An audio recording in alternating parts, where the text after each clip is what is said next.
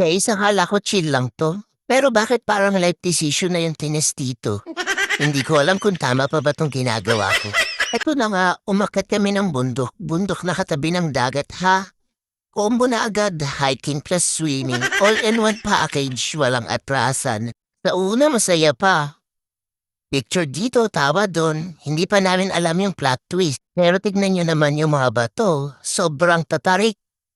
Parang hindi hiking survival training na. Yung paa ko nanginginig na. Pero kailangan strong tayo kunyari sanay. Habang naglalakad ako iniisip ko. Swimming pa ba to o hiking? Kasi parang hindi na normal. Wala naman akong ganitong pinirmahan. Kung alam ko lang sana, nagdala ko ng lakas ng loob at extra ng tuhod.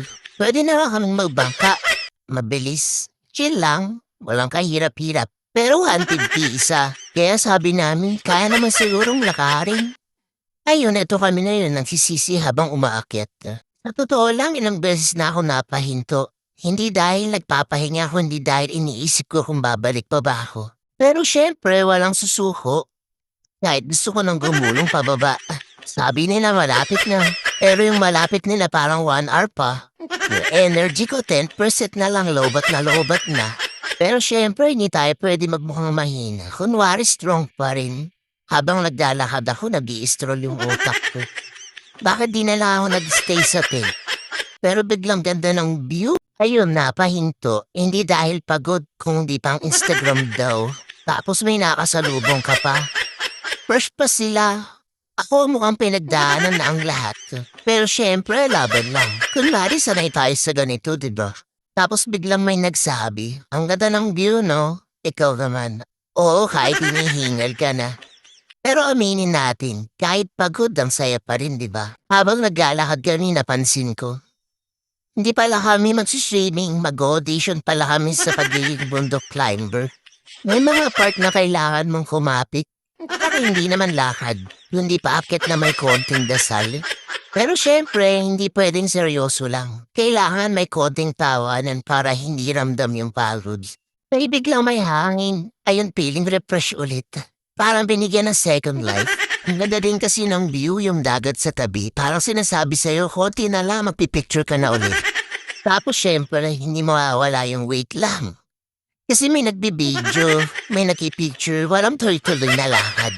Parang bawat bato may sariling pose. May moment pa na akala mo malapit na. Pero pagtingin mo, may ati-ating ka na naman. Pero okay lang kasi may kasama ka naman. Sa totoo lang, masaya din siya. Kahit inihingal ka, nakatawa ka na lang sa sarili mo. May moment pa na nag-stop kami. Hindi dahil pagod, kundi may nakita kaming magandang spot. Automatic picture na naman. Yung lakad namin 70% picture, 30% akyat. Amang tuloy-tuloy yung lakad namin napansin ko. Parang walang katapusan to parang bawat liko may bagong challenge. May part pa na akala mo patag na. Biglang, surprise! May paakyat na naman. Tapos minsan napapahaw ka na lang sa bato. Hindi dahil dramatic, kundi dahil kailangan mo talaga. Yung iba ang bilis pa rin maglakad. Parang hindi sila napapagod. Iniisip ko tuloy, tao pa ba sila?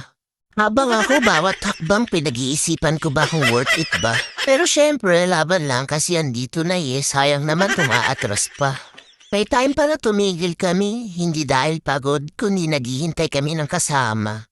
Tapos sabay-sabay ulit kaming aakyat, parang field trip lang, pero mas challenging. Tapos biglang may magsasabing, sandali lang yun pala magpipicture na naman. Hindi na talaga hiking to. Travel vlog na to. Sa wakas, narating din namin yung death pool ko, no? Grabe, after ng lahat ng afiata ng lakad, andito na kami talaga. Pero pagtingin ko, parang hindi naman ganun kadit. Mas nakakatakot pa yung dinaanan namin papunta dito. Pero syempre, hindi pwedeng kitingin lang lalangoy ako. Kung tipong pinagpaguran mo to, dapat lumubog ka din. Ayun, automatic langoy mood. Yung galaw ko hindi pang swimmer, pang survival na. Pero syempre, enjoy lang kasi andito na Tapos may mga tao pa ang magaling lumangoy. Ako basta hindi lulubog, okay na. Syempre, hindi mawawala ang picture kahit nasa tubig na postpart. Smile lang kahit kalahati ng katawan ko nagpapanik na. After namin mag-enjoy sa death pool ko noon, syempre wala na, pabalik na sa tent. Dito napapasok yung plot twist na akala mo tapos na, pero hindi pa pala. Yung dinaanan namin kanina, dadaanan namin ulit. Pero ngayon, pagod na kami. Yung energy ko hindi na lobat. Shutdown na. Habang naglalakad pabalik, wala nang masyadong nag-uusap. Tahimik na lahat, focus na lang sa pagsusurvive. Minsan may nagsasalita, pero short na lang. Wait lang, hinga. Yung kaninang masigla ngayon, parang mga naka-power saving mode na. So ayun, from akyat, lakad, hanggang langoy, kompleto experience. Worth it? Oo naman, nakakapagod sobra. Pero masaya.